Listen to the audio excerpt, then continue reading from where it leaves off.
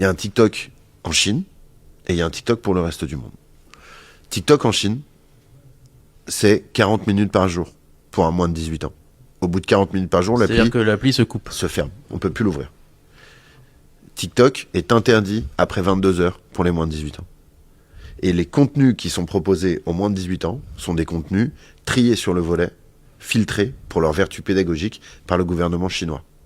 Je suis pas certain que ça remplisse totalement, tu vois, sur des questions sur comme des questions Taïwan, comme Taïwan ou ou les Ouïghours, je suis pas sûr que ça remplisse nos standards démocratiques.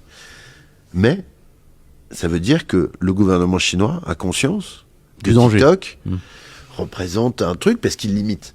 Pourquoi est-ce qu'il limiterait à 40 minutes par jour avec des contenus triés sur le volet et interdit après 22 heures un truc qui ne poserait de problème à personne? À l'inverse, en Occident, une appli qui est utilisée plusieurs heures par jour, sur laquelle circulent non seulement toutes les théories du complot actuelles. NewsGuard avait chiffré le truc, je crois que c'est 40% des théories du complot qui circulent via TikTok. Mais oui, on a donc des gamins en Occident qui passent des heures à s'abrutir sur un truc où ils deviennent dépendants et où ils n'arrivent plus à réfléchir, face à des gamins qui passent 40 minutes par jour à regarder des contenus pédagogiques et qui vont se coucher à 22 heures.